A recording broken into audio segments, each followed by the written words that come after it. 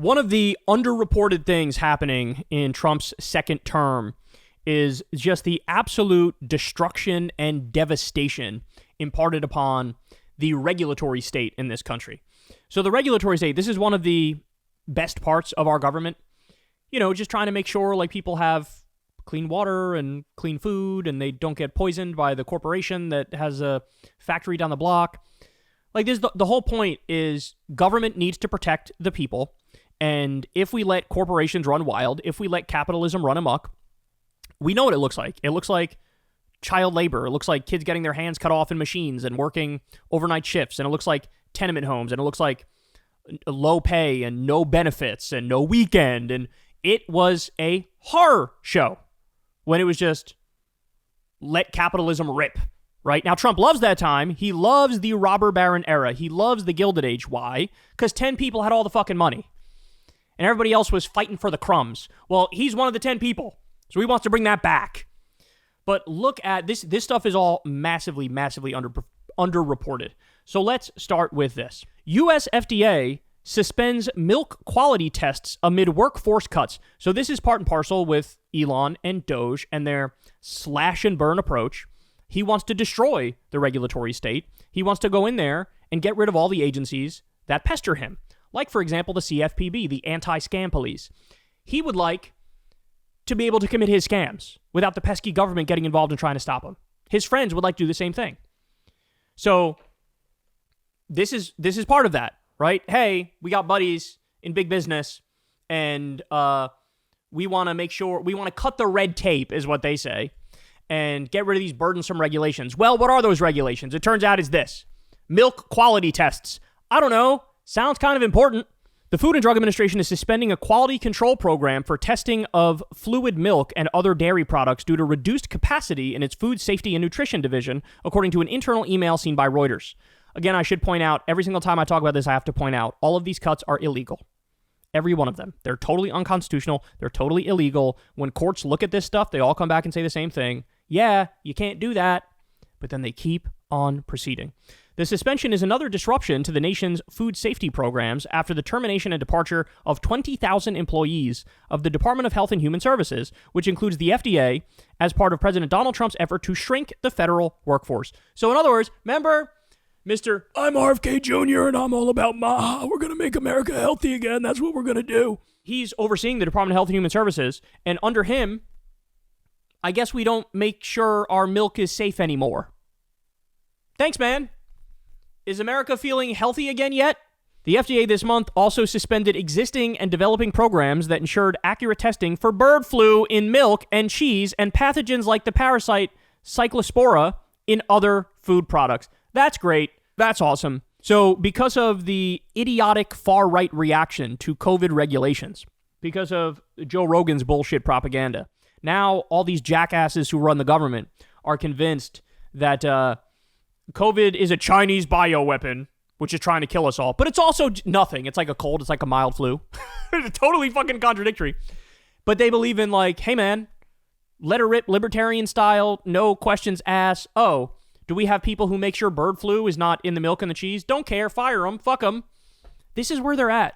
Effective Monday, the agency suspended its proficiency testing program for grade A raw milk and finished products, according to the email sent in the morning from the FDA's Division of Dairy Safety and addressed to network laboratories. Grade A milk or fluid milk meets the highest sanitary standards. The testing program was suspended because FDA's Moffitt Center Proficiency Testing Laboratory, part of its division overseeing food safety, is no longer able to provide laboratory support for proficiency testing and data analysis, the email said. Wow. The Trump administration, by the way, is cutting $40 billion illegally from the FDA. Because, why do we need food safety? Why? I mean, the companies will take care of it themselves. As Dave Rubin says, competition will kick in and then it'll all work out. Everybody needs to do themselves a favor. Go read Upton Sinclair, The Jungle. I don't know about you guys. We had to read it in school. And there was a reason why we had to read it in school. It's about the importance of having government regulation, right? It's about the importance of food safety laws. That's the whole point. Like, you need competent people who are actually looking out for our best interest, for the best interest of the American people. And now that lesson is so far gone, and you got the fucking the mental patients have taken over the asylum. But I'm just getting started, bro. Breaking: the Trump administration just hid data that lets communities know about dangerous chemical facilities in their midst. The move came after lobbying from the chemical industry and after massive inauguration donations from chemical companies. So again, what they're doing is ideological because they don't believe in the government doing good things. But it's also from corruption. Because if they give you money, you serve them, they say, get rid of these fucking regulations, bro. Get rid of them. So that's great. The government's chemical disaster tracking tool just went dark. Shout out to David Sirota and Katya Schwenk for this piece in Lever News. More: EPA set to cancel grants aimed at protecting children from toxic chemicals. The cancellation set to apply to pending and active grants also affect research into forever chemicals contaminating the food supply, which is exactly like what we've talked about before. Trump officials quietly moved to reverse bans on toxic forever chemicals. Just so everybody understands, one of the many good things that Tim Walz did as governor of Minnesota is he banned the PFAS, the forever chemicals. This is something Joe Rogan would love. RFK Jr. loves. He talks about these forever chemicals are really horrible, really bad. Well, go figure. The guy who actually banned the forever chemicals, Rogan and RFK hate him. But Trump, their boy, who they love, is reversing the bans on the toxic forever chemicals. He is pro forever chemical, which means he owns all of the health problems that come as a direct result of this shit being released. That's why, look, I got furious when they were trying to play politics and virtue signal and demagogue when they had that kid with cancer who wants to be a cop at the State of the Union speech. And then everybody was like, why are the Democrats not standing for the kid? How dare they? This is low. This is a kid with cancer. The reason why they're not standing is because Trump is pro kids getting cancer. His policies will give more kids cancer. You understand? You don't get to virtue signal like, oh, bro, I'm actually really against cancer and stuff. Then green light the forever chemicals, which will give people cancer. And cut pediatric cancer research at the same time, mind you. And then I also have this. They didn't know their backyard creek carried nuclear waste. Now they're dying of cancer. This is great. When Linda Morris and her family first moved to St. Louis in 1957, they had no idea they had anything to fear. Then people started getting sick. Quote, it was a slow, insidious process, Maurice said. After the death of Maurice's mother, her physician uncle took her aside and gave her a stark warning. Linda, I don't believe St. Louis is a very healthy place to live. Everyone on this street has a tumor. Their neighborhood was bordered by Coldwater Creek, a 19-mile tributary of the Missouri River. It wound through their backyards, near baseball fields, schools, and cemeteries, and past lots where leaking barrels and open-air dumps of nuclear waste leach into its waters. Quote, it was shocking that this creek was likely making people sick, Maurice said. Starting in 1942, roughly 1 ton of pure uranium was produced per day in downtown St. Louis. It was then shipped to labs across the country for the top-secret Manhattan Project that created the first nuclear bomb. The leftover waste was dumped around the city. Gee, I wonder if government regulations are important to block shit like this.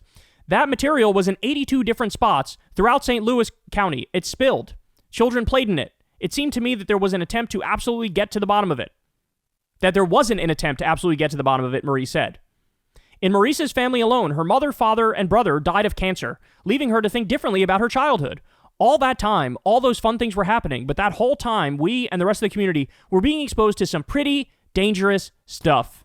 Now, let me ask you a question.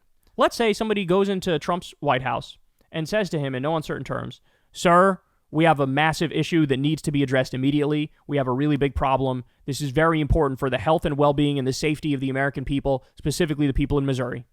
Sir, there's a nuclear creek which is still around giving everybody in this area cancer.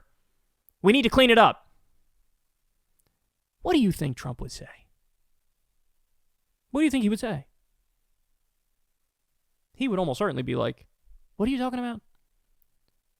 I don't care. We got other things we got to do.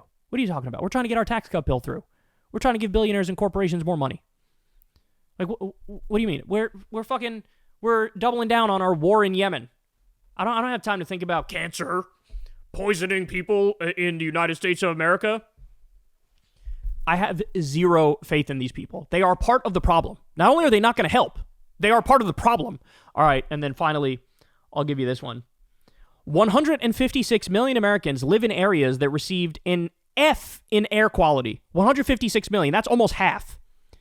This is what it looks like when corrupt politicians accept millions of dollars in campaign contributions from polluters and big oil and put their profits over our safety. They are poisoning us for profit. Citing an NBC News article here, nearly half of Americans live in places with failing grades for air pollution. The U.S. is backsliding on air quality measures, according to an annual American Lung Association study. Nearly half of Americans live with F air quality. This is one of those things, y'all, that is like, you can rely on this to determine who's a developed country, who's a developing country, who's an underdeveloped country, right? It's like, well, what's the air quality like? And obviously, the more developed the country is, the better the air quality is. Nearly half of Americans live in F air quality. World soul superpower my ass cheeks. We ain't nowhere near that anymore, homie.